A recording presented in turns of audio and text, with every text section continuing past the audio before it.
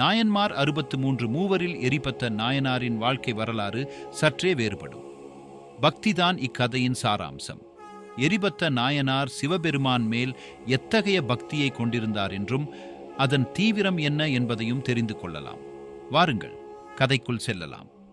கருவூரில் எரிபத்த நாயனார் என்று ஒருவர் இருந்தார். இவர் சிவபக்தியிலும் அடியவர் பக்தியிலும் சிறந்து விளங்குபவர். இவருக்கு ஒரு குணம் உண்டு.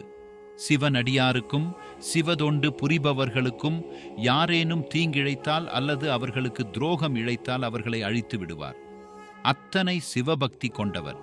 அதனாலேயே தனது கையில் எப்பொழுதும் மழுப்படை ஏந்தி ஊரையே வலம் வந்து கொண்டிருந்தார்.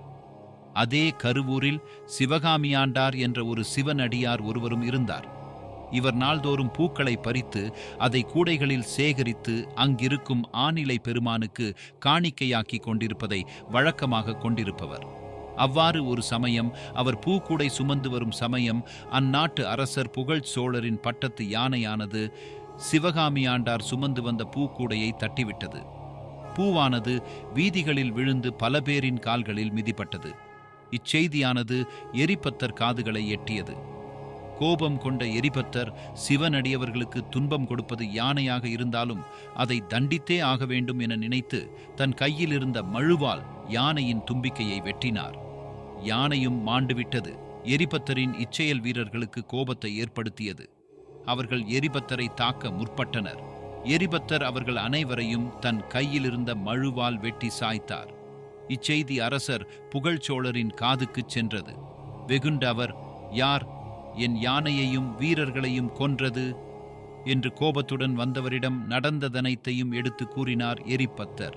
எரிபத்தரின் இச்செயல் மன்னருக்கு சரி என்று படவே அரசர் தனது வாளை உருவி எரிபத்தரிடம் தந்து, அடியவரே, யானை செய்த தவறுக்கு யானையை மட்டுமல்லாது அதன் சொந்தக்காரனான என்னையும் கொல்ல வேண்டும், கொன்றுவிடுங்கள் என்று எரிபத்தரிடம் மண்டியிட்டு கைகூப்பினார்.